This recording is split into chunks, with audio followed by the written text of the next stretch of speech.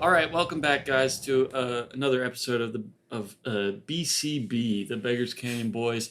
This is episode 39, and today we are finishing our coverage of season 1 of the Clone Wars animated series.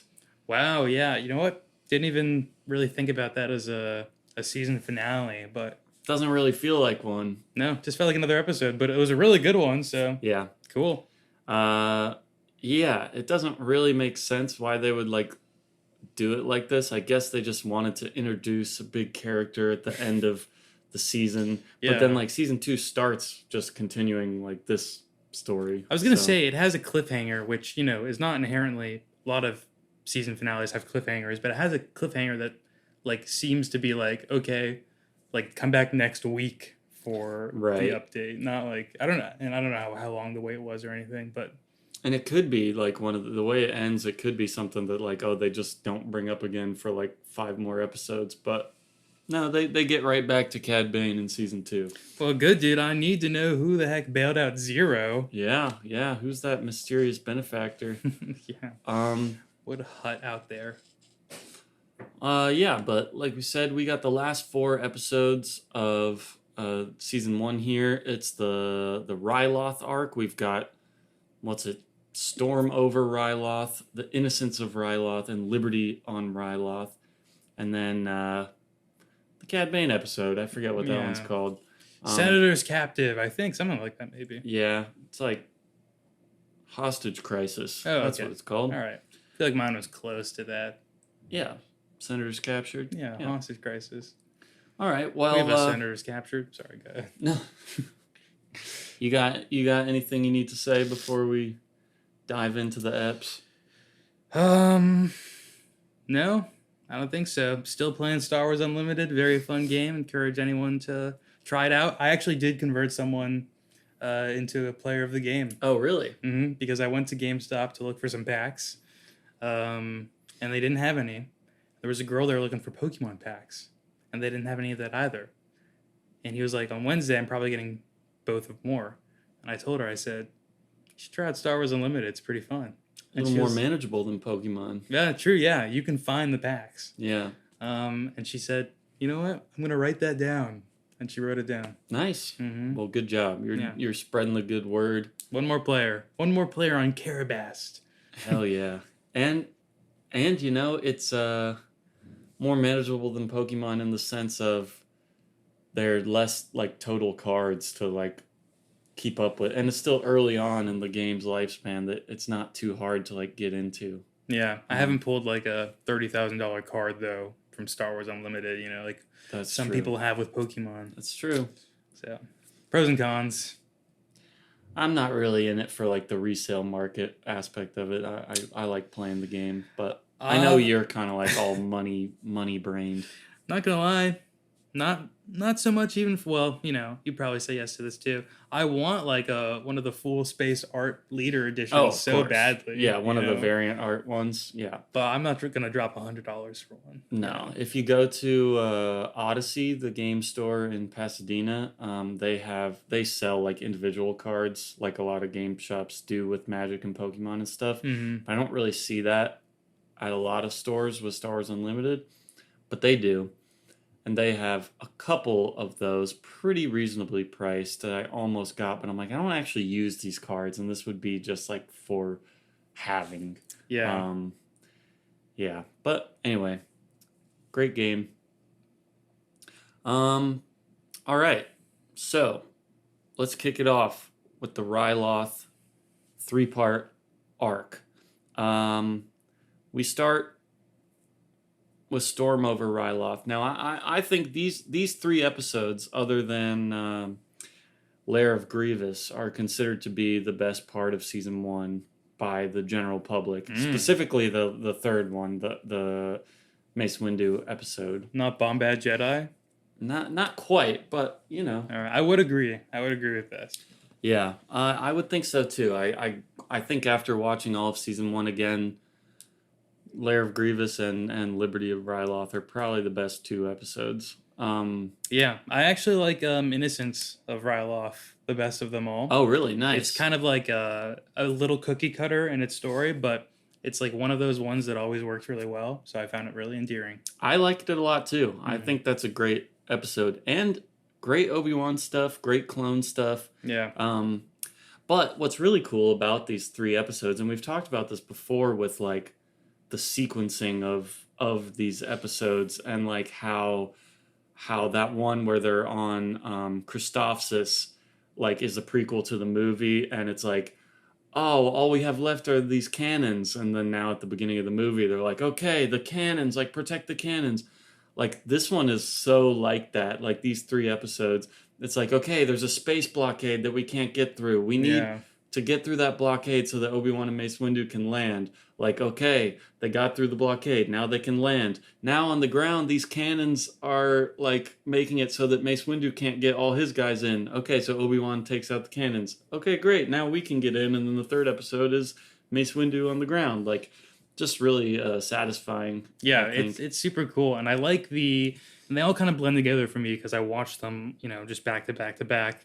But I like later on in like the second two episodes, like the sort of cuts to Anakin still doing like the sky Yeah, space patrol yeah. part of it too with like Ahsoka, and they're like really quick cuts, and I thought it was funny that they did that, but also like great too. Yeah, it just kind of ties it all together, and like they have the essential like linchpin moment right at the end of the three episodes where like Wat Tambor's like, well, we're all gonna die for the glory of the Separatists, and Yeah. then the hyena bombers are coming in, and then Anakin and Ahsoka take those out real quick, and it's like, okay, it all comes full circle. Yeah, that is even a funny moment too, because like you said, it does happen in like the blink of an eye. They're Yeah, like, actually, okay, never mind. That wasn't a threat.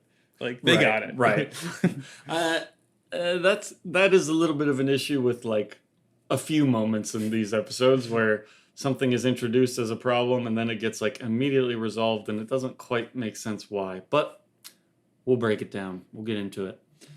Yeah, first episode, Storm over Ryloth. Now this one is mainly focused on Anakin and Ahsoka. It's Ahsoka's first command.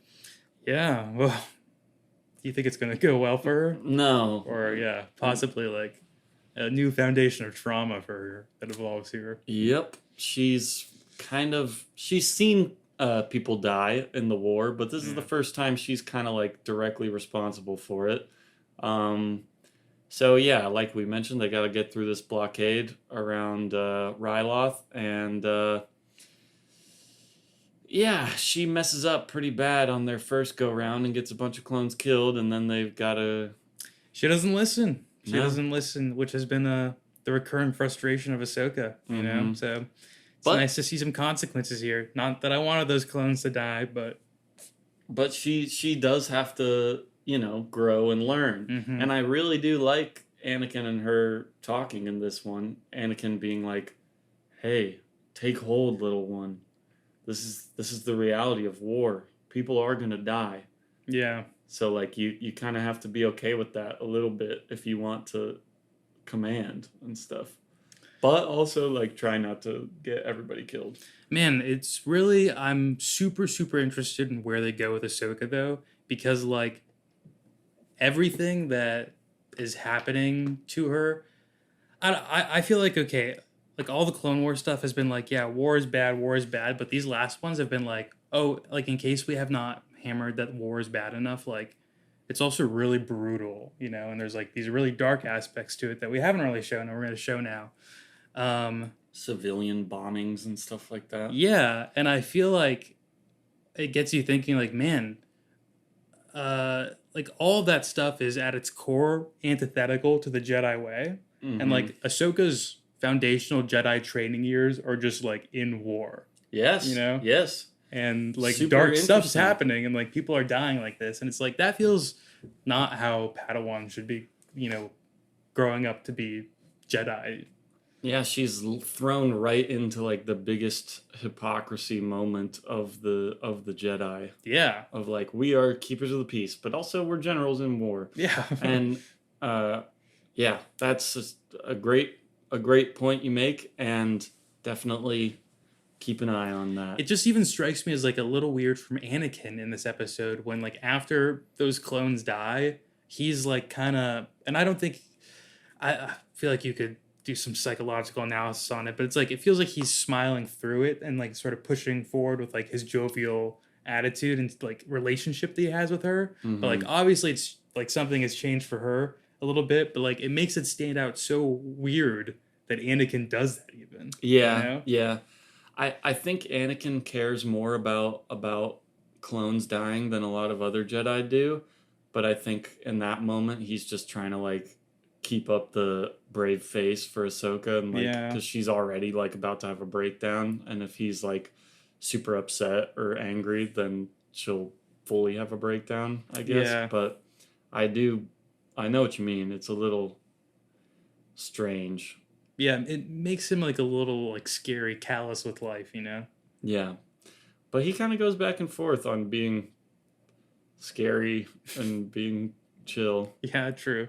Yeah, and then like they have this plan to break through the blockade where Anakin's gonna just pilot a damaged Venator all by himself, ram it into the Trade Federation. Which also seems wasteful, by the way. Like, yeah, it's damaged, but yeah, we like need to total it. Yeah, it could probably be fixed Yeah. right now.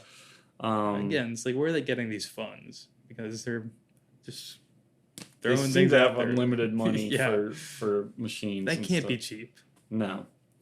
And I know the Republic's not like plundering resources in, well, I don't know, maybe they're doing ethical stuff out there. Who knows? But not like Wat Tambor, just stealing the treasures of a population.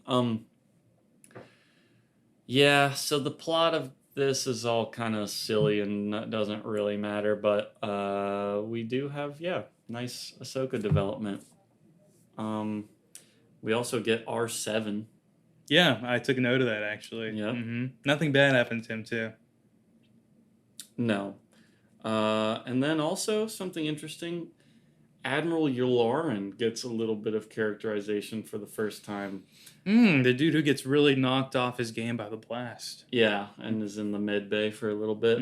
I saw that and I thought, weak. What a weak character. Yeah. Couldn't even handle a little blast like that. Huh. Well, he is weak-willed because he does, just go along with the Empire with no problems later on. But, I found it interesting that they focused on him a little bit, and Ahsoka, like, goes to the med bay, and she's like, I'm so sorry, and he's, like, pretending to be asleep, and then she leaves, and he opens his eyes. I'm like, damn, okay.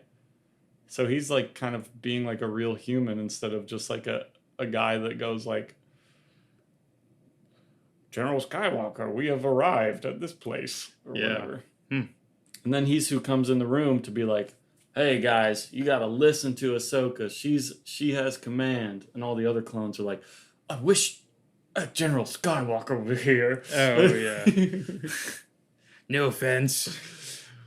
Yeah. Yeah. So this was probably the most boring of the three, though. Or the least exciting, I guess. I don't think it was necessarily boring, but... a lot of the animation looked really cool out in space, Yes. too, though, I will say. So there was, like, cinematic components to it that are, like, outside conversation, other than just being like, that looked really cool. Yeah. Agreed. I think all three of these Ryloth episodes look great. Have some of the coolest, like, directorial moments we've ever seen. Specifically thinking of the big flashy moment from the Mace Windu episode where the bridge disappears. Oh, yeah. I mean, that's crazy. Yeah. Mace Windu, the baddest of the bridge. Yeah? Yeah. That's his moniker. I don't know if you... That's what fans are saying. The baddest? The badass of the bridge. Okay. Yeah. That's what I thought you said. Or the baddest of the bridge. Yeah. If you want to, like, PG, we can cut that. I know you want to... They don't say ass in Clone Wars. Not once? They do say hell. Really? Yeah. Again, weird. Yeah. I mean, hell is real in Star Wars. Is it a planet or is it a... No, it's actually just kind of a slang from Corellia about the afterlife. Oh, really? Yeah. But, okay, so the next one, Innocence of Ryloth. This is what you said was your most interesting one. we've mentioned. But like we said, Obi-Wan is on the ground, and there's these cannons, and there's a tactical droid who's like, I know that Obi-Wan and the way the Jedi work, they will not like endanger civilians to just like blow up all our stuff. So we're gonna have a bunch of prisoners all around these cannons to make it harder for them to take. Just pretty interesting and not a bad strategy from the droids. Yeah. It almost works, but the power of a little girl saves the day. Yeah, that is the main meat of this episode. Is that these two clones, Boyle and Wexer, run into a little Ryloth, little Twi'lek girl who has been separated from her family, and she kind of leads them through the back way or whatever to liberate all these people. Yeah. And there's a really nice moment in their introduction where like, and again, I'm a sucker for these kinds of things in media where I like feel like she's scared of them, she's hesitant of them, and like she's like doesn't know what they are, has never seen these people before, and so they take their helmets off. Yeah. And then like she sees that I guess she's a Twi'lek, so she's not a human, but it humanizes like them. A life form. Yeah. Whereas they could have been like more droids for all she knows. Right. That's what they say. Even they're like, oh, she probably thinks we're droids. Oh, do that? Okay, yeah. I don't know. Very sweet. She bites them. Yeah. Freaking tailhead bit me. Yeah. Yeah, they call her cute nicknames like that. Yeah. Well, at the very beginning of the episode, Wexer and Boyle, I guess, are just like friends. They're chilling in the back of the gunship, and they're like, God, why do we have to freaking save a bunch of tailheads? What's the point of this?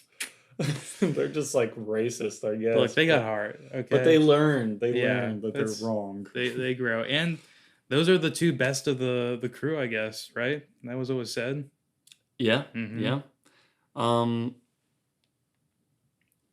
Cool moment where Obi-Wan uses the Force to like push grenades up a little bit higher. Yeah. I feel like it's a little embarrassing for like them throwing their grenade though. Like, it's like you couldn't just throw it a little higher. Yeah, just be better. Like, Obi-Wan had to use the Force there. But I like to see the Force being used. We'll see it a lot more later.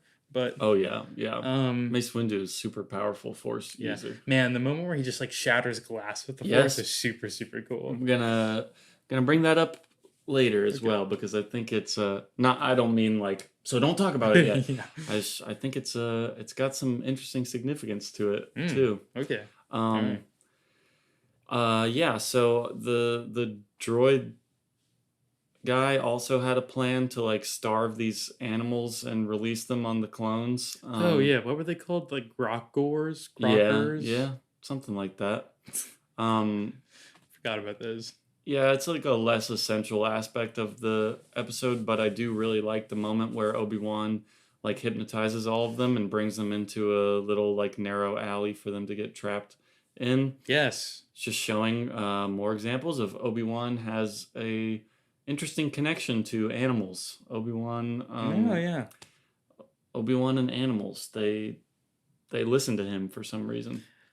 And again, another like good Force utilization. I feel like seeing so many in these episodes, I feel like wait, I feel like we weren't using the Force in some of these other episodes when we could have been using the Force in more creative ways. But yeah, and I think we'll see an example of that when Anakin doesn't have his lightsaber. It's like, bro, you could be using the Force here. I feel like. Oh, yeah, exactly, yeah. And he does like once, but... I was going to say, it was cool when he uses the Force to like have the guy go check the other floors of the spot, like manipulates his mind that way, but... Yeah, not so much Force use it. No. Excuse me. Really good action once they do like get to the cannons where all the Ryloth people are being held prisoner. It's a cool moment where Obi-Wan like takes one of the cannons and then the clones like load it up and he uses it to shoot the other cannons, and That was like well directed and exciting Yeah. action, I think. Honestly, like the animation did look really, really good, and there were moments like around this time in that scenario where like I'd look at a shot and it would just be like a droid against the backdrop, and I'd be like, this kind of looks like it's just from a movie. Yeah, Like, yeah. looks really good. I agree, and I even think the facial animations are getting better too. And the moment where that we talked about before, where they like are throwing the grenades up, something. I mean, maybe it's helped because Obi-Wan's like in shadow behind a rock or something. Yeah. But like his mouth movement or his face movement there looked like really cool and really solid. And I love when he's just like, "You guys said you wanted some action. All right, come with me." Like, Yeah. I don't know. Obi-Wan is just rocks. I didn't remember them saying they wanted action. That was the thing. Yeah, I think they did Oh, say okay. it, but I also didn't exactly remember it. I at was like, that oh, okay, I moment. guess those guys were like talking cocky before or something, and I missed it. But yeah, Yeah. it's cool. I mean, maybe Obi-Wan just overheard their like private conversation of like, oh, why can't we just come in guns blazing? We got to be careful. Yeah, But it's cool that they're like, those hey, tailheads. yeah, be careful. Ah, I'm sorry. No. Would Tot Donita approve of that No, language? no, he wouldn't. You're right. Ah, gosh. But it's cool that they emphasize like, hey, like we're gonna use precise blaster shots and droid poppers like the EMP grenades. Oh, yeah. That's all we're doing because we cannot like destroy these people's homes and risk Smart. harming civilians and stuff. I'm like, Yeah. Good Thank thing their you homes for don't get talking destroyed, about that. right? well, in this episode they don't Yeah. really. But no, they're at least being cautious about it, which is like good to see for once. There are some like weird Middle Eastern vibes going on here with the Twi'leks, though, I think. And it just, I couldn't help but think about, like, this is like, I think they're kind of slightly hinting at, like, some stuff of, like, oh, the American army coming in and liberating these Middle Eastern civilians from terrorists and Yeah. stuff. And it's like, yeah, okay. I Yeah. don't know. I don't know about all that, but Yeah.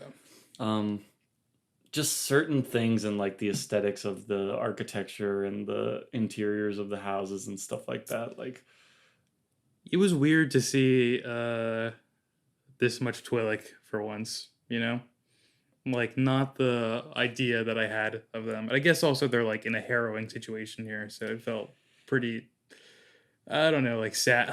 It's like I feel like the Twi'leks always get the misery end of the deal for Yeah, like everything. So it's for like sure. it feels weird. It is weird. They are targeted a lot and enslaved a lot. And I guess the motivation here is just because of wealth and like riches that Wat Tambor is greedy for. And then they're just gonna blow up the capital at the end for show. Yeah, just to show like they're like, well, even if we lose, like we want to show the consequence of like a republic liberation or whatever. Yeah. And they're like, hey, if we, I guess the idea there is like, if we occupy your planet, just let us, because if you bring war, you don't want war to come to it. Now this makes me think of something interesting that I've been meaning to bring up. For season 1 of the Clone Wars, they did a webcomic that was like little 6-page prequels to each episode of season 1. No, okay. We haven't been looking at those because they are like pretty hard to find, and the only place I found them was on like a pretty sketchy website, and it was like, you can click this download button, and I was like, I'm gonna not do that. For each episode? Yeah. Oh, at wow. least for season 1, and then they stopped doing it. But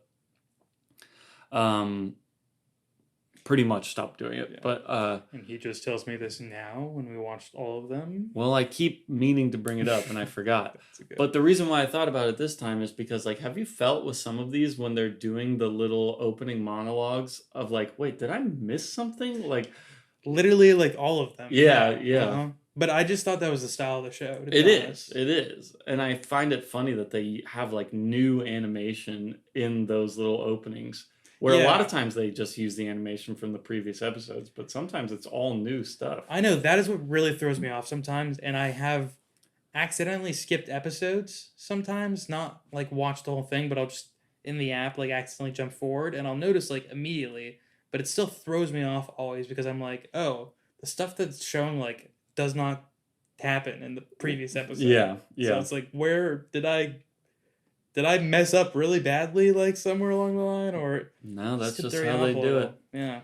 And so that's why I was like, oh, maybe a lot of that stuff is addressed in the web comics. And I looked up what like the plot summaries for the ones of today, and not really. But the main question I had was like, why did Wat Tambor invade and occupy Ryloth? Because they do say like now Wat Tambor rules with an iron fist and stuff, and it's like why? Like what is the strategical reason for Ryloth? Yeah, I don't think they ever say in the episode. Not really. And you kind of are just led to figure out like, oh well, he just wants like all this treasure that's on their planet apparently. I guess, and he was just enjoying his time there in the meantime. Yeah, yeah. In the prequel comic to the first episode of the Ryloth thing, it's a whole thing of like Cham Syndulla and another Twi'lek spying on these corrupt Twi'leks and Radical Chom spying. yeah. That's what I hear. That's the bad part. Well, we'll get into the interesting politics of the third episode. But they're like spying on these guys and they're talking about how they could like smuggle treasure and like, oh, we could take this off planet and like be super rich and all that. And then it's revealed that like Wat Tambor is spying on all of that.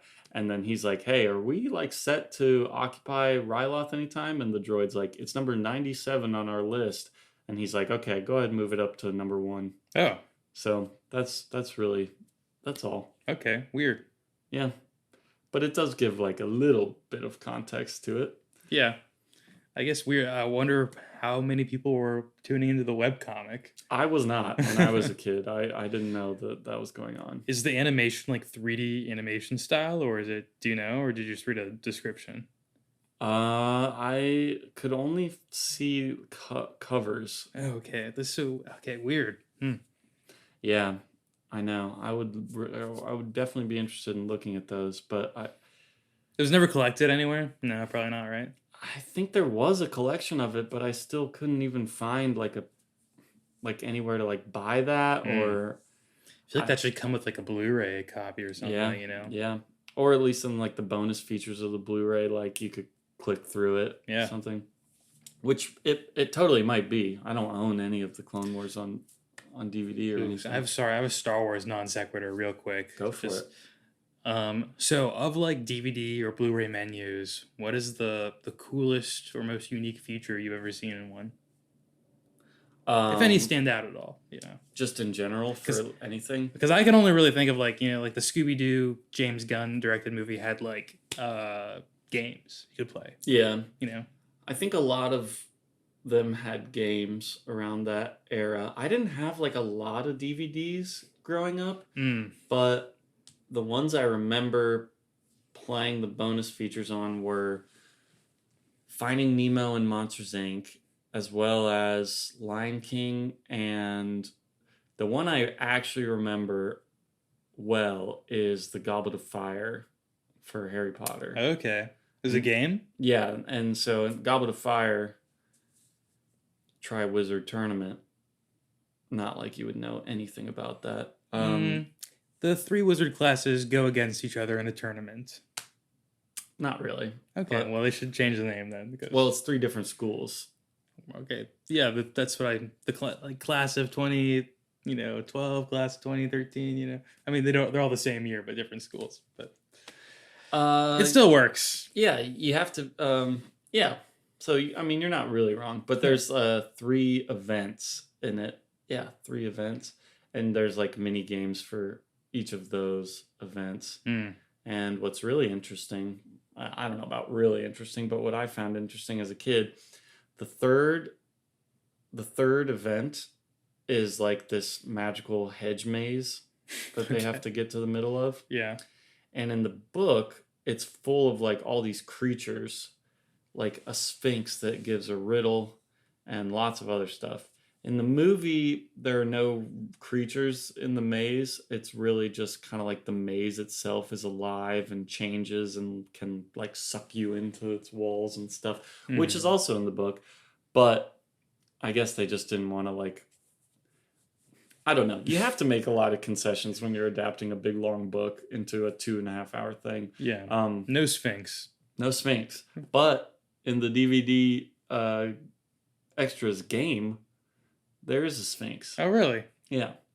Does it like pop out as what kind of image? Like a 2D image or I forget, but like 3D rendered Sphinx thing? the game plays like one of those old like PC dungeon crawlers where you're clicking like forward, left, or right, and then each time there's like something new that pops up. That feels like what all DVD games were like, actually. Yeah. So that's the one. I can't remember what the Sphinx actually looked like, but I do remember it asked you a riddle and you had to answer it. Yeah, but how about you? I mean, you said the Scooby-Doo one, but that's really all I remember.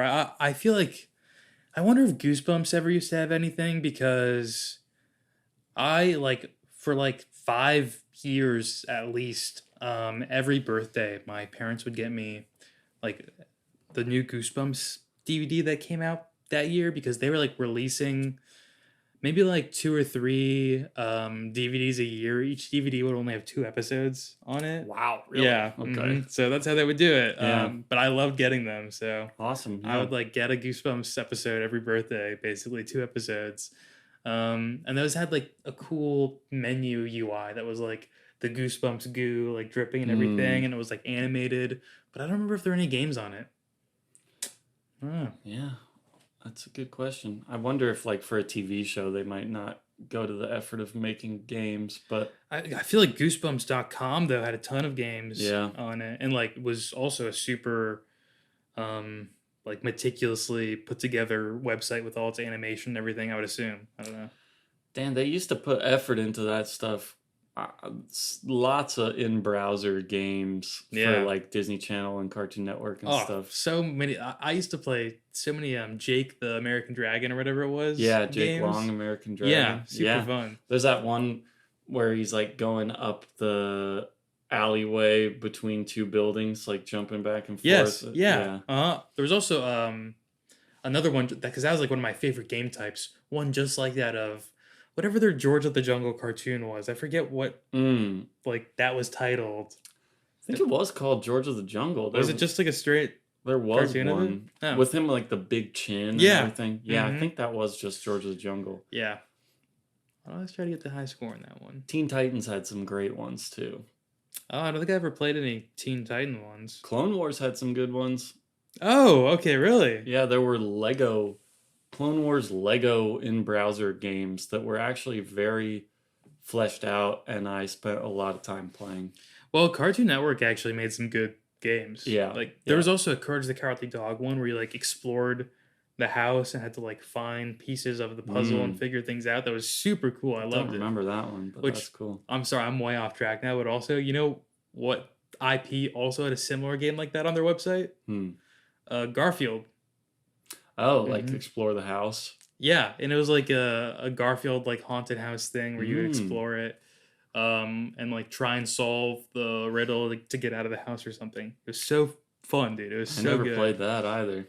The Garfield website was awesome, dude. I don't think I ever went on the Garfield website. That is where I discovered because you know how like I've done the thing where it's like, what is the Garfield comic for the day you were born? Yeah. That's like the reason I do that with people is because they had like a little part on the website where you could put in any date and it would take you to the Garfield comic for that day, which I don't think exists anymore. But that's a good feature to have on a website. Yeah, sorry, I got really excited about it. No, it's okay. So, that's cool. Yeah. Fun stuff I forgot about. I'm trying to think of like what I played the most. There was definitely like a Foster's Home for Imaginary Friends game based on Cheese, the character Cheese. My God, terrifying character, yeah. Yeah. That was like a season 2 character, I feel like. Yeah. It was just some like platformer thing. He was awful because he was annoying to the characters, but like he was annoying to them because he was just annoying, so it'd be annoying to listen to. Yeah, oh, absolutely. I hate characters that are like, well, they're supposed to be annoying. And it's like, Yeah. yeah, but I don't like that. Yeah. Yeah, and I'm annoyed. um, all right. Let's talk about Liberty on Oh Ryloth. my god, we got 2 more to go. Yeah. Yeah, this one, All right, let's speed through this one. Mace Windu takes out droids. Boom. All good. it's so cool though. So Mace Windu's like special ability, his force specialization is something called Shatterpoint, which I think we have discussed briefly before. And also there's a card for it in Star Wars Unlimited that is him breaking the glass on the walker. Okay. Um Wait, from memory, I feel like it was something with him like almost utilizing the dark side of the Force, but then that not? is his lightsaber style. Oh, okay. Yes. All right. But Shatterpoint is, oh yeah, and I forget what that's called, but Shatterpoint is where you can sort of analyze a situation and find like the linchpin difference making thing in it, and then like okay. exploit that to have it go your way. That's very cool. So him breaking the glass like that at the beginning, I think is kind of just like a super tiny example of that, and then we'll see like bigger and bigger examples of it as the episode goes on. So like, he may have just noticed like, okay, this is the weakest point in the glass right here. I'm going to break that so I can save this guy. That's like the most basic example. Yeah. But then like later he's like, okay, I'm going to enlist the help of the freedom fighters on the planet because we don't have enough people, and that's going to be the difference maker. Or like, okay, the bridge is like the main thing here. And they're all kind of like obvious, I guess, in this, but I don't know. They utilize it pretty well, and that's Mace Windu's, specialty, and he gets to show off in this one. Yeah, that is cool. I wish I had remembered that before seeing him use all his Force abilities in this episode. But he still is like one of the more like creative Force users that we see. And like one of the best this is like way towards the end of the episode, but such an awesome moment that shows Mace Windu does care for the clones also. So not that you said he doesn't, but just in case anyone out there doesn't think he does, or there's some other Jedis who maybe are more frivolous about their lives, but him using the Force like to lift up those 2 clones and like throw them on the other side of the bridge to save them is like such a cool moment too. Yeah. I mean, that whole sequence is awesome, but like that is the part of it that really stood out to me as like Mace Windu, my man. Yeah, for real. And I love the whole build to it too, and like the way it's directed, because he's like, they're lowering the bridge, run, and then he realizes like, well, they're not going to be able to run. So, yeah. Also, it's funny. I feel like that bridge is like, I don't know what material it really is, but it seems like it's kind of light material or something like that. So it should probably be like much quicker in its dissolution. Yeah, it probably could just like immediately disappear. Yeah, that's what I thought was going to happen. So it was like a little anticlimactic that it was like, okay, it's going away now. Yeah, but for the sake of like visual momentum and stuff, I think it makes sense. Well, they slowed things down there anyway. They could have just slowed it down. Yeah, you're right. Not a real complaint, but just interesting. Just great visuals all around in this episode. The walkers on like the cliffside, like going up the winding pathway, so cool. By the way, those look so fun too. The ATTEs, those 6-leg walkers. Mm-hmm. Yeah. I'd love to control one of those. Yeah, me too. Making me think of Princess Mononoke there, because there's another sequence where there's like a cavalry kind of going up a thin path on a road on the side of the mountain. What is Princess Mononoke? It's a Studio Ghibli Miyazaki movie. Oh, I was like, this sounds really familiar. And you know what? I think I also answered some questions about that one in a study recently, but can't say any more about that. Okay. It's an incredible movie if you've never seen it. The only Ghibli ones I've seen are Kiki's Delivery Service and Totoro. Those are both really good too.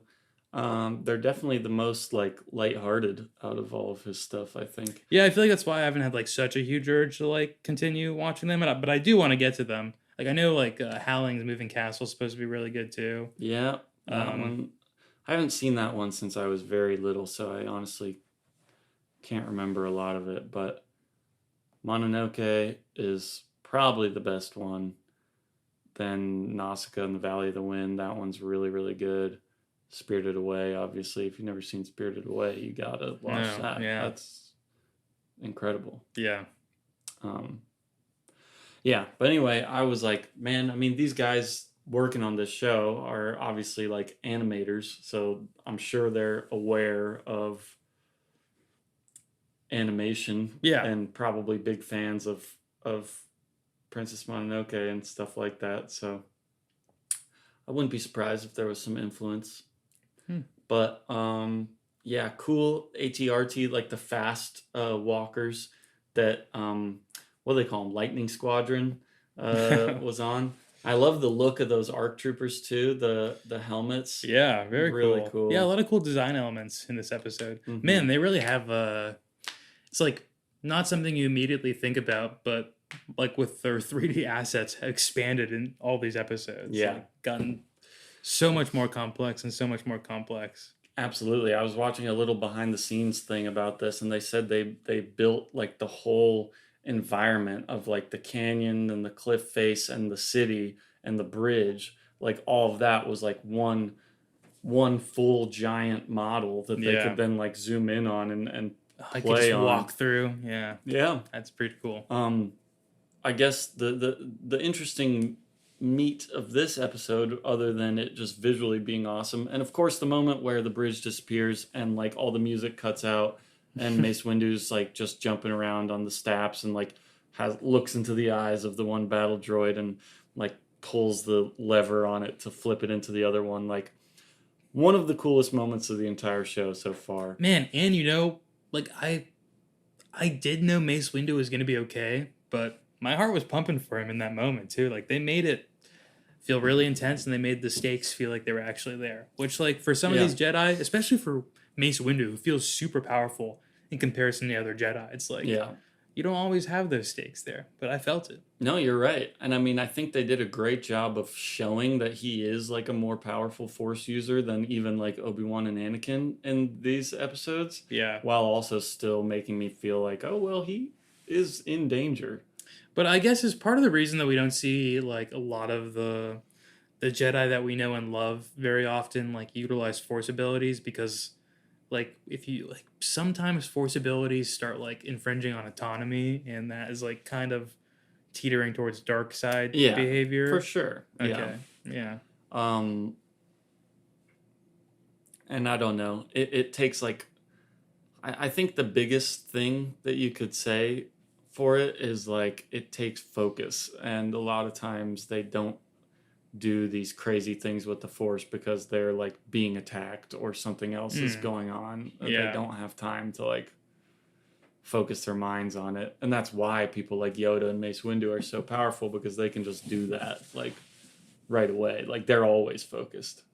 Man, we also saw Mace Windu just like pushing that ship off in this episode too, which like made me think. I was like, man, the last time I saw like a real crazy display of like Force strength where someone's moving like a heavy vehicle or something like that was in the beginning of what is the Switch game that I played? Force Shadows. Force Unleashed. It's Force Unleashed. Yeah. Force Unleashed, when like Vader was like bringing down a ship that was trying to escape. Like I was like, that's the last time I saw something like that powerful. So just interesting. Yeah, I mean it's rare, I guess. They don't want to make it like too overpowered, I guess, to just be able to do like whatever you want. But no, I think it's great that we don't see like, because obviously the feat that Vader did, like pulling one out of the air, is a lot more strength involved in it probably. Yeah, and like that was a bigger ship in that game at least. But I think it's good that they like don't show stuff like that often because, like, in this instance with Mace Windu, I was like, oh, he, like, is really strong to be able to even do that. Right, right. I mean, and that, maybe the other guys could do it if they, like, meditated for 5 minutes beforehand and had nothing else going on, but Yeah. I agree. I agree with you. All right, let's get into the strange politics of this episode. So, as we mentioned before, Mace Windu wants to enlist the help of Cham Syndulla, the leader of the Twi'lek freedom fighters. Yeah. Now he tells Palpatine and the senator of Ryloth, Orn Free Tall, who's this big old Twi'lek who yeah. No, like, hidden metaphor there with that at all. No, no. I think he's the good, like, who we're supposed to root for. Yeah. Well, he's sitting on Coruscant, having lunch. Yeah. Although he was chill. Come on, he was chill. No, he sucks, bro. So Mace Windu wants to enlist the help of these guys, but Orn Free Tall is like, no, you can't do that because Cham Syndulla will make it a play for power because he wants to usurp me as, like, the leader of Ryloth. Yeah. And Palpatine is kind of on Orn Free Tall's side because Orn Free Tall is, like, one of Palpatine's main dudes also, along with Masamida. And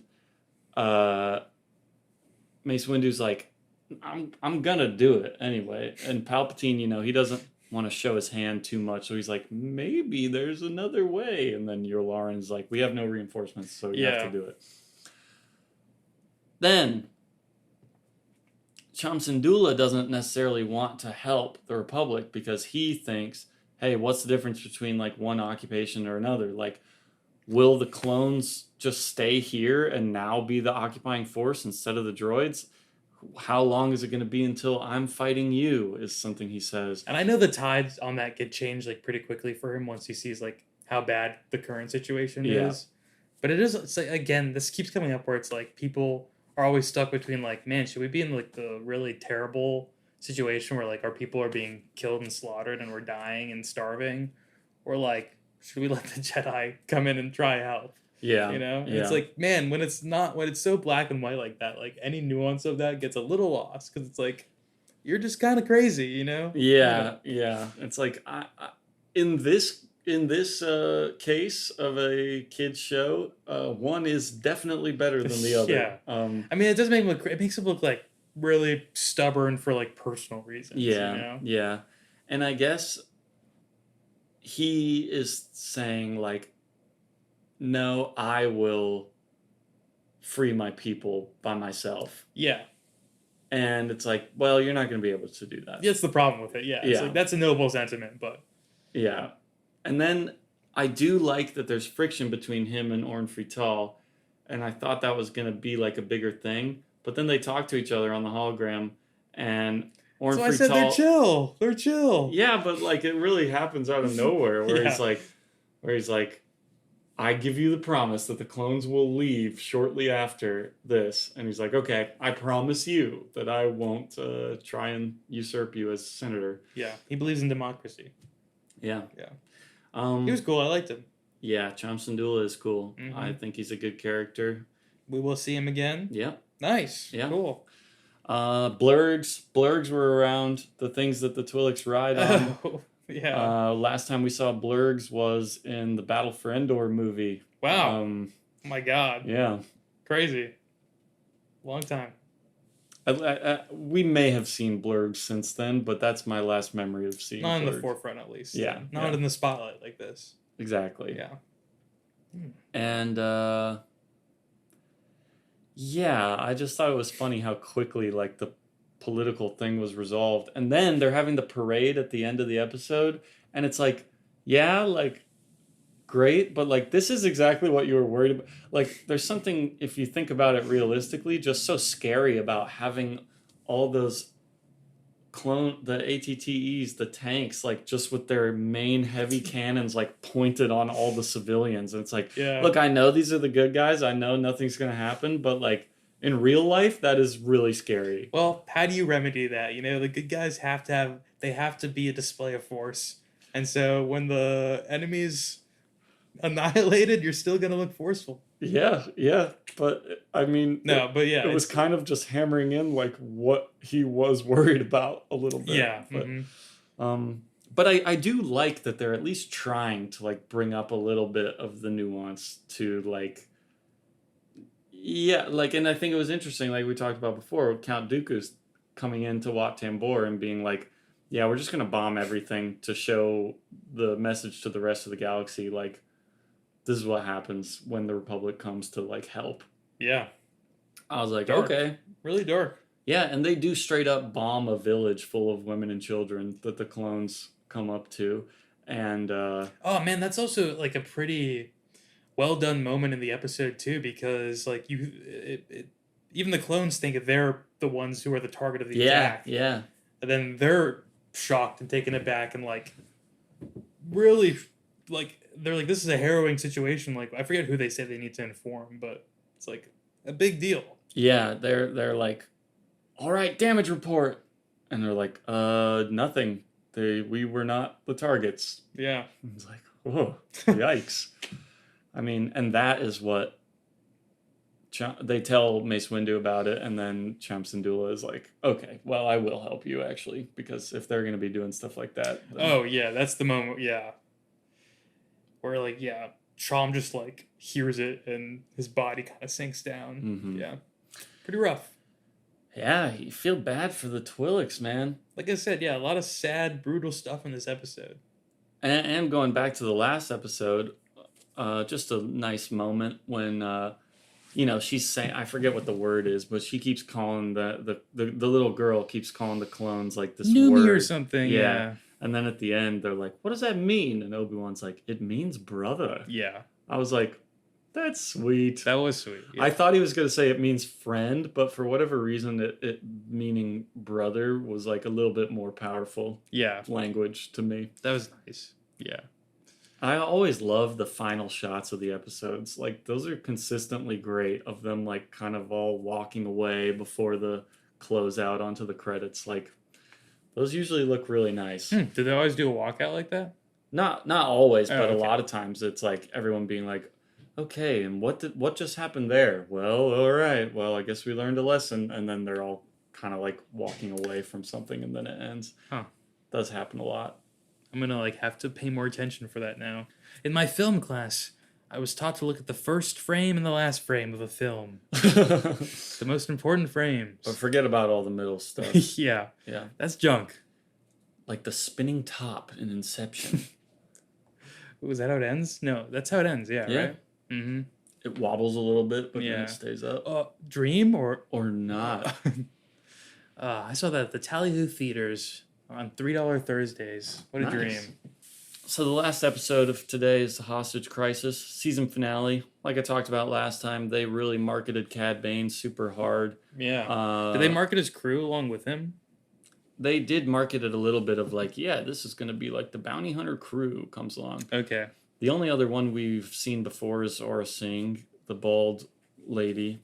Did not remember her. She's in one shot of Phantom Menace. Oh, okay. So it's okay that you don't remember her. Yeah.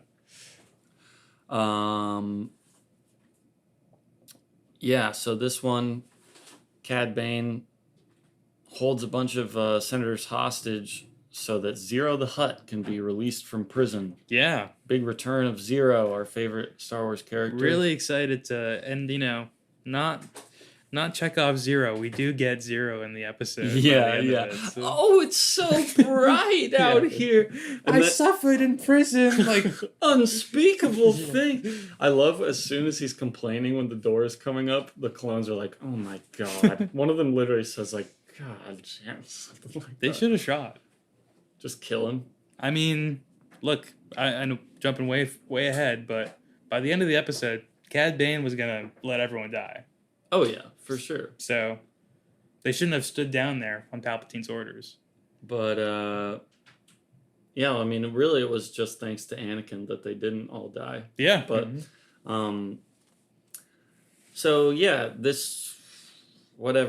episode is kind of like Anakin is the only Jedi in the Senate building because he's there just hanging out with Padme.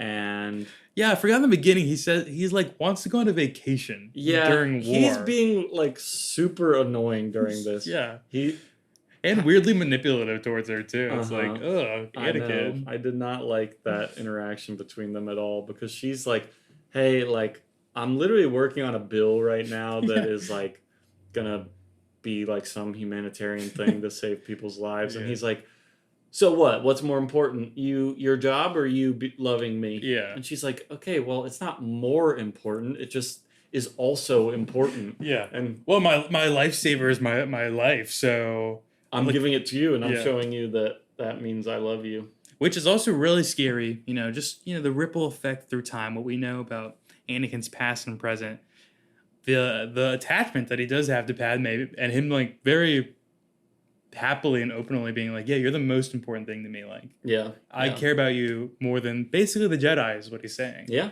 It's like, wow. For sure. That's like, he's not even beating around the bush with that. He just is saying it. No, and I feel like at this point he doesn't even like internally clock that that's like a big deal. Mm-hmm. He just like, I'm in love, so it's okay. I feel like Padme is like a little hesitant about it even in this scene, and maybe I don't know if there's too much to like analyze in it there, because she does like kind of acquiesce and is like, okay, yeah, I love you, blah blah blah, but can't tell if she's like annoyed just because he's being annoying at first, or like there is something a little deeper there about his Padme obsession, Yeah. But I do agree that he's being manipulative, and it's very strange. I did not like the way he was treating her there, when normally their interactions so far in the show have been quite nice. And again, him being like, we can leave for like 4 weeks and no one will notice. We'll come back. It's like, I feel like you are needed all the time. Yeah, man. you're getting called onto a mission like every single day. And she's a senator, like a representative for a planet during a wartime. Like, oh, just the two of you are gone? People that are both super centrally involved in the war? Yeah, it's like, who do you think you are? Kind of like Ahsoka being like, not wanting that responsibility in her episode, and then Anakin being like, well, you are responsible for it. Like, you're here, too and bad. That's who you are. But meanwhile, he's allowed to shirk his own responsibilities whenever he feels like it. Hypocrite. Yeah, well, he is. Yeah. Most of the Jedi are. Man, I want to know what Ahsoka thinks of Anakin post his turn. Hey, it'll be good stuff. Nice. Oh my God, do they? My heart's gonna break when they see each other again. Oh my God. All right.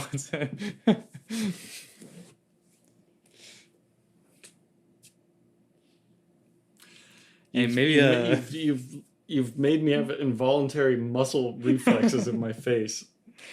Maybe I'm just smiling. A Star Wars Unlimited card will spoil it for me anyway. Yeah, maybe. Don't look too close at some of the Ahsoka cards. Oh, okay. All right. Interesting. Yeah. So Anakin doesn't have his lightsaber. That's, I guess, a big thing. Oh, I like the idea of this was dumb to me also too. Like, what was he gonna let her keep it forever, or we're just like, what you're holding on to it because it's like my life, but also it's still mine though. Like, right? Yeah, I don't know. I mean, it was really all just like episode, like TV motivation to like, how can we think of some way for him to not have his lightsaber? Yeah. But why? Why did we not want him to have his lightsaber? I know, it didn't really matter. It didn't really matter. Would have been cool to see him with his lightsaber, actually. Chopping up some of these MFers. Yeah, dude. You think that little purple slimy dude would have got the advance on him if he had his lightsaber? No way. No way. I don't think so. So yeah, Cad Bane and his dudes raid the Senate building, and it's actually really cool how they do it. Okay, well, it's pretty dark and sad because a lot of people die, but okay. But it's intense, and it's like, damn, like, you want me to think that this guy is scary and competent. Okay, like, yeah, I believe it. Man, he actually fully succeeds in his mission here. Yeah. And he is fucking brutal, too. He is, like, shooting not just droids, but, like, living things in the back while they're running away. He's snapping necks. Gosh, that's one of the first things he does is snap one of the clone's next, and like you hear it, and you're like, oh my god, we haven't been seeing this in the show. No. What the hell? I think this is the most we've seen like humans die in non-combat situations, or living things die. I guess. One of the clones who's like crying out for help, like you see the lady, Singh executes him. Yeah, bro. It's crazy. Like really dark moment for it. That was dark in and of itself. Him throwing the thermal detonator into the room and then closing the door. Oh yeah, just killing like 7 dudes right there. They take out so many people actually. Yeah, I mean, also immediately when they get into the room with all the senators, the one guy who's cool as hell being like basically like hey, we don't negotiate with terrorists guy, and then immediately gets shot in the head by him. Yeah. Like, oh my god. Yeah. Like, there was no preamble for that. And it truly like, okay, like he means business. Yeah. And like a lot of times in like a cartoon like this, they'll want to have like a tough bad guy be introduced, but it's like, okay, but like you're not actually going to do like really fucked up stuff because, but no, he does. He does. And I'll say it made Padme seem like a braver and stronger character too, because then she sees that happen, and then later when he's like, "Oh, who are you, pretty girl?" or whatever. Mm-hmm. I can't do the Cad Bane also. Yeah, but his voice is great. Yeah, it's actually really cool. He's very, very cool. But she's like, "I'm Padme Amidala of Naboo, and I demand you immediately leave." Blah blah blah. It's like, damn, you're standing up to him too. Yeah, like you just saw someone get shot for that, basically. Good on you, Padme. I know. She is really like in service to her role. Yeah. I think her flaw is like she's a little bit too what is it? I guess like confident that the Republic system works and everything. Yeah. But she has like good intentions and everything, and yeah I agree. That's tough. Hey, she's also young too and grew up in that system, so for real, privilege of all that is probably a big part of that. She went to politics camp her whole childhood, so yeah. Was that one of the deleted scenes that had that bit in it, or they further expand on that in the deleted scene, but she does briefly mention it when that's what motivates him saying that he hates sand. It's because she's like, the beaches during politics camp, I used to play with my friends on the beach. Don't call them tailheads is the number one rule at politics camp. Yeah. Just go through all the slurs of like not what to call. And everybody's like, oh, there's so many species. Like, how am I supposed to remember all this? Yeah, gosh.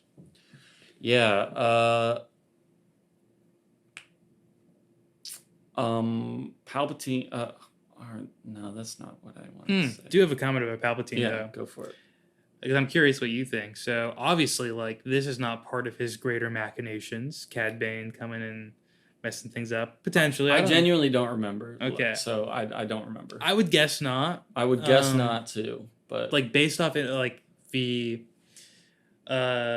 reactions he had to this. And again, it's always hard to tell because you're like, when is Palpatine acting, like his little sassy self, Like, oh my goodness, what is happening? Yeah. And when is he actually annoyed? And I felt like he was a little different in this episode. But maybe it's just like the writing varying a little bit from Palpatine writer to Palpatine writer and voice to voice.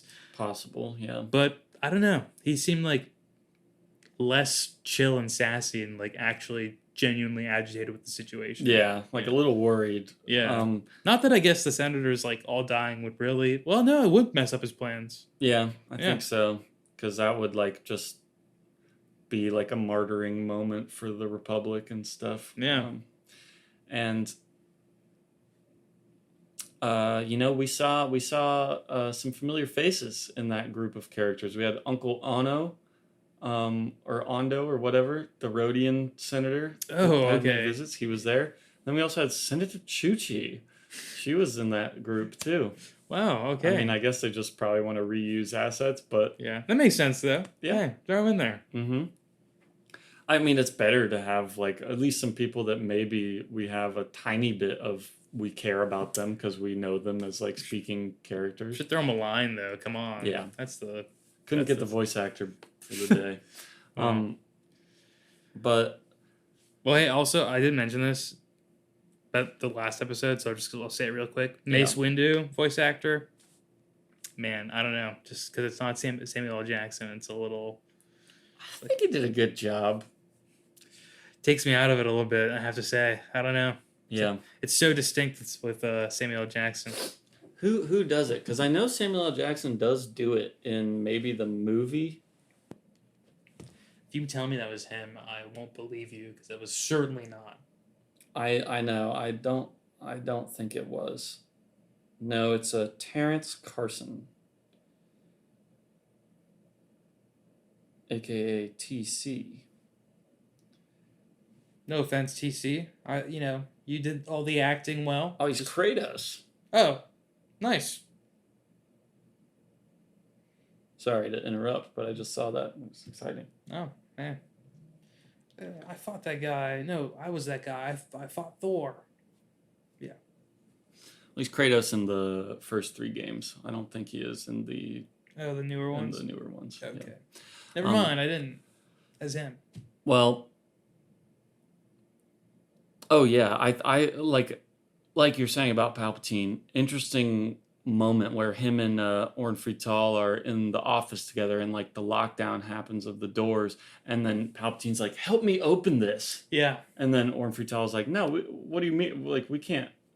And you just think like that's so interesting because like Palpatine is powerful enough to just like bust these doors open, but he can't reveal himself to this guy. That is literally where I had this thought because I was this like it is really interesting, and it's like, man, is it nice for Palpatine knowing he kind of always has?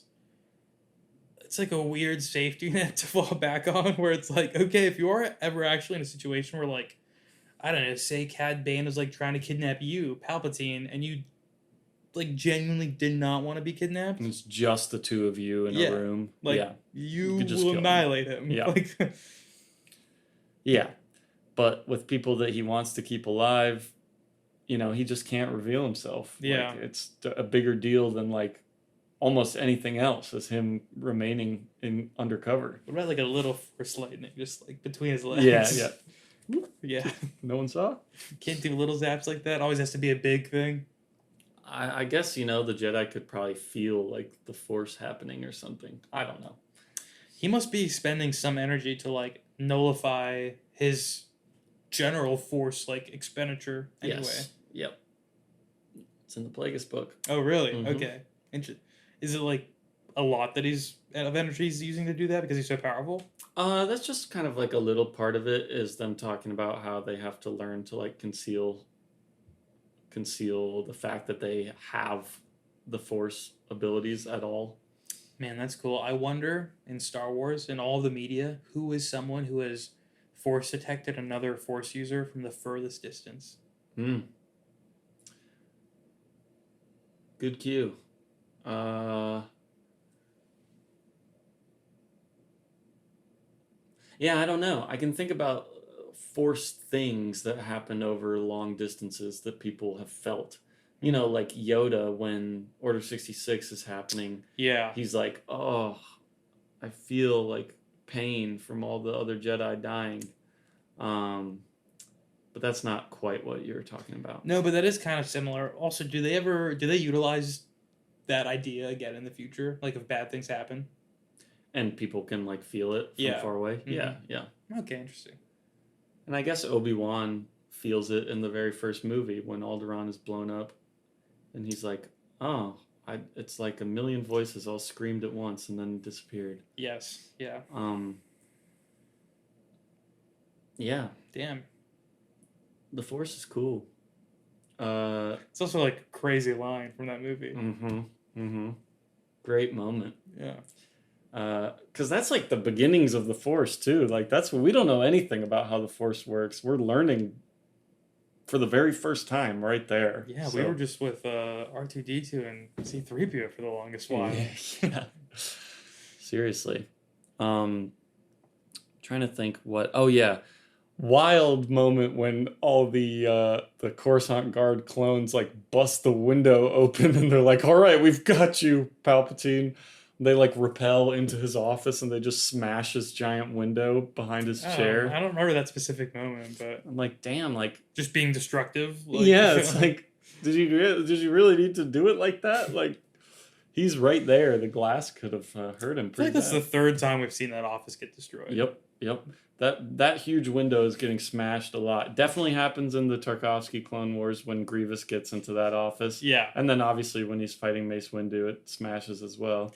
It is like, I guess, like the most iconic way to be like, that's where we are, you know? Yeah. We're with Palpatine. He's here. got his big window. Yeah. Yep. It's cool. Yeah. Lego set of it?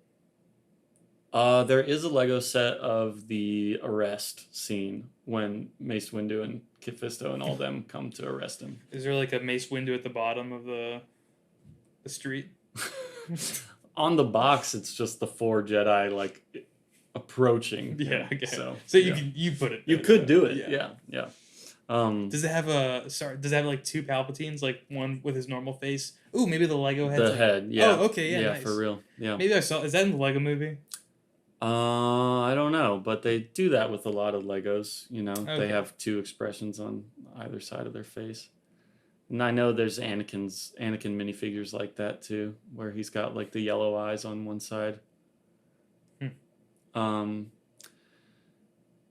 Yeah, but like we said, this is the intro to Cad Bane, a popular character that will return in this show and really, you know, be represented in lots of other media. I mean, he's got his own leader card in Star Wars Unlimited, so that's how you know he's at least like a certain tier of character. Yeah, that he's would got be... a legendary card too. Mm-hmm.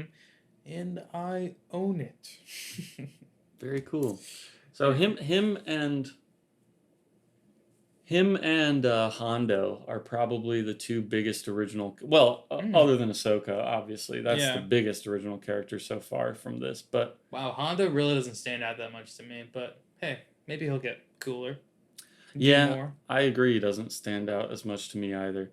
But man, like I haven't seen this episode in a while, and I was kind of worried it would be a letdown.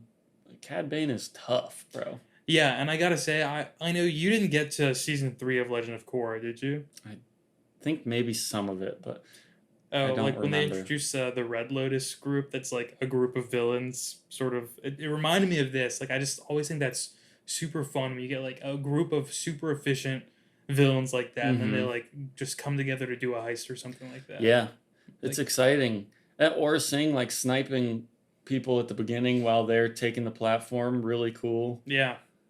They're like droid faking the voice to make it seem like everything's okay, so they don't raise any alarms initially. Some anti-war protesters. Yeah. But we've taken care of them.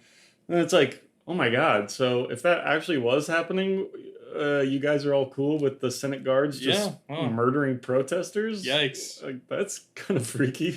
Maybe those senators Cad Bane was trying to liberate or something. Maybe he's a revolutionary. Maybe so. But I don't know. I'm curious about his backstory. Yeah. I guess we know he wants to get paid.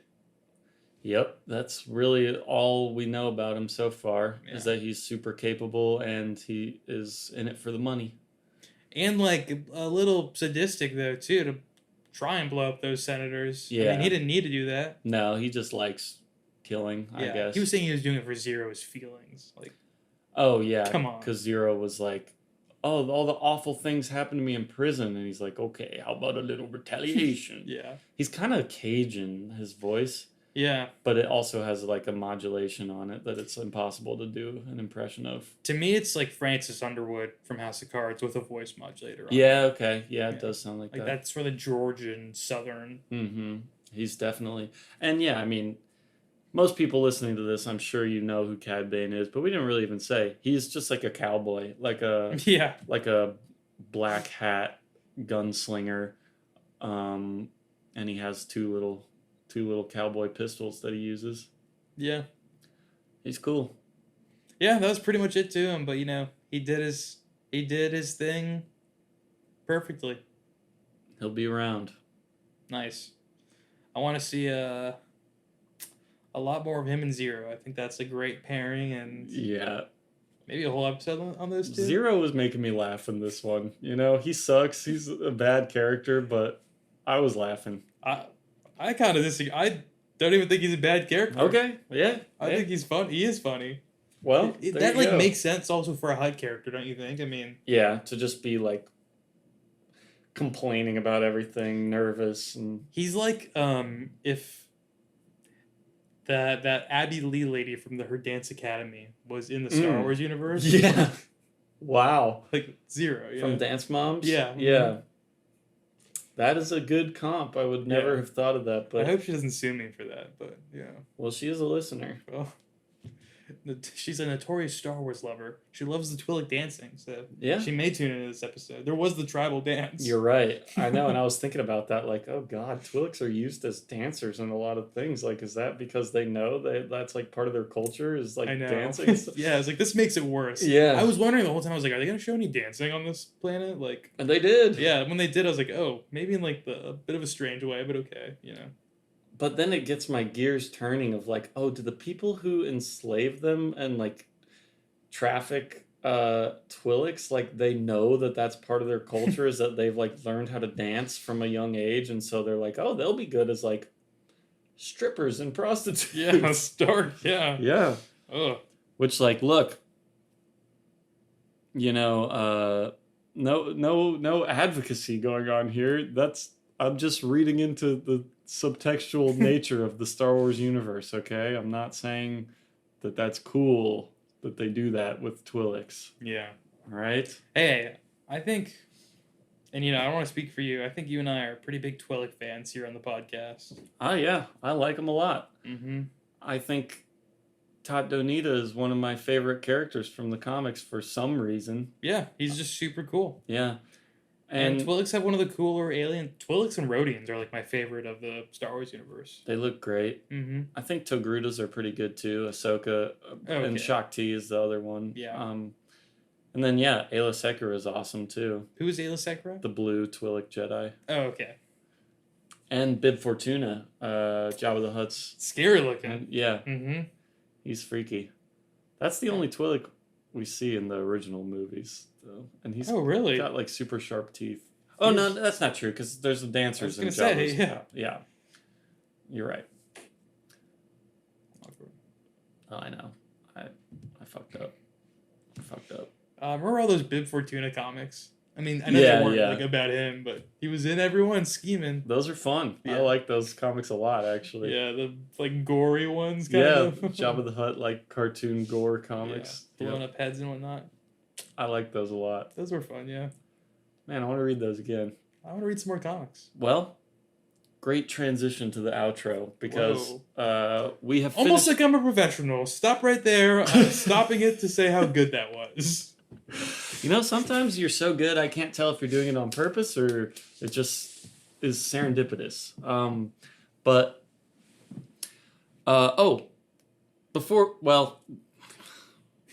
It was a good transition, so we'll do it. And a novice. Okay. Yeah. Look, I bring the Star Wars info, you bring the charisma and the podcast expertise. Yeah. Etiquette. And I don't even know that much about Star Wars compared to some people. Yeah. Yeah. You. Yeah, I actually know a lot. I've learned a lot since I've started. Every Star Wars Unlimited card where I don't know the character, I go and I read their Wikipedia page. I know a lot about Star Wars. Don't do that! Don't do that! Wikipedia. Yeah, well, no, you're not allowed on there yet. No, just kidding. I don't really care. But don't look up bios of some of these characters. That would be really unfun, I think, anyway. Yeah, it's so much better to learn about them through the ways that they're supposed to be introduced. Yeah. But, next episode, since we finished season 1 of Clone Wars, we'll take a one episode break. I think just one before getting into season 2. If it needs to be 2 episodes, we can. No, I don't want to take a break. You just said you wanted to read comics, so that's what we're going to do. We are going to check out. So in 2006, so we're going backwards in time a little bit. Okay. They launched 3, I think actually 4 Star Wars ongoings at the same time. One of them is 4 ongoings. Wow. Yeah, Knights of the Old Republic that we did read the first issue of. Nice. So maybe we'll read the whole first arc of that because I do quite like those first 6 issues as a whole. Then they also did Star Wars Legacy, which will be the furthest in the future timeline thing we will have any contact with. It's a little reliant on knowing info from some novels of the new Jedi Order, but it doesn't really matter. Luke stuff, though, presumably? Yeah, so this is about Cade Skywalker, who I believe is Luke's great-grandson. Oh, okay. And Who'd Luke get married to? dude, Mara Jade, bro. Oh, he gets married to Mara Jade? Yeah. Oh, wow. And this is all canon? no. No, not at all. But it can't be in my head? Yeah. Yeah. So we might check out the first few issues of that, because I just read those and they are interesting. I'm sorry, does Mara Jade exist, like, in the Disney universe, or is she just, like, completely eradicated? Not yet. Yeah. Not yet. You think there's hope? Well, they're always introducing new people and sometimes bringing in, like, old... I mean, they kind of pick and choose, like... And I'm surprised that they haven't brought her back into it, honestly, but... Dude, I cannot wait to be in theater with you at the next Star Wars movie when Mara Jade comes on screen and she's like, I'm Mara Jade. And we know, so we can freak out in there. Yeah. Yeah, she's going to be in Starfighter. The Ryan Gosling one? Yeah. With Mia Goth? Is that the one Mia Goth's in? Yep. That was crazy news to find out for me.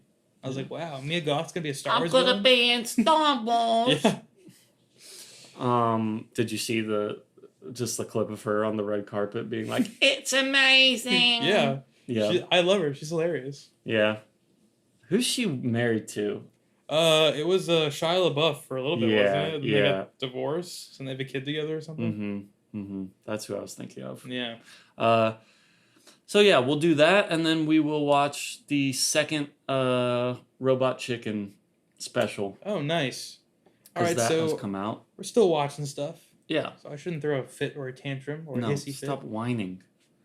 And then maybe we'll check out some other comics here and there, but I kind of don't think so. I think we'll just stick to maybe first 6 issues of Legacy and Knights of the Old Republic, and then the Robot Chicken 2. So 12 comic issues?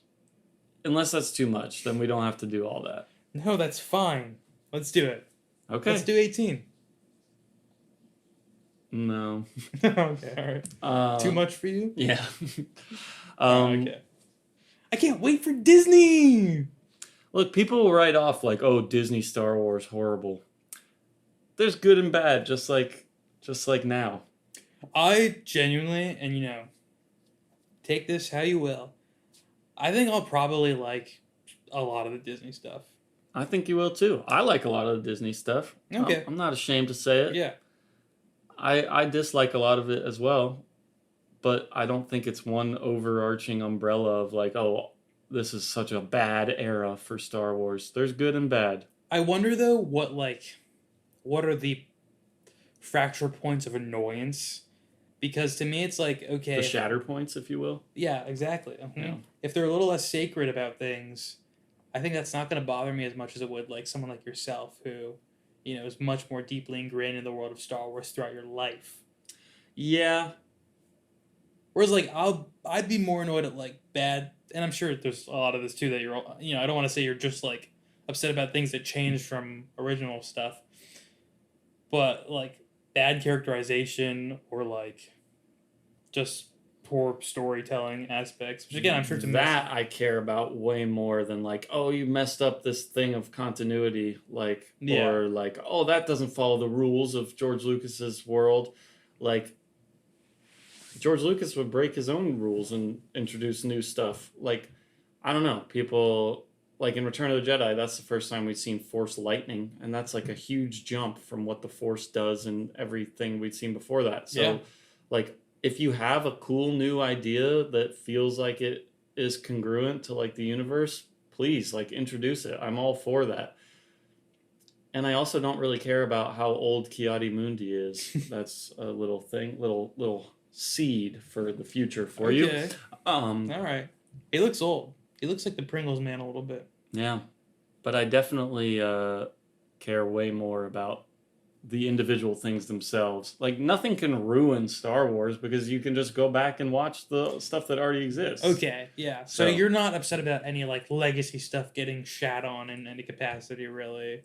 a tiny bit here and there, but I would say that's not really my main concern. Okay, yeah. Yeah. Well, anything else? Nothing else.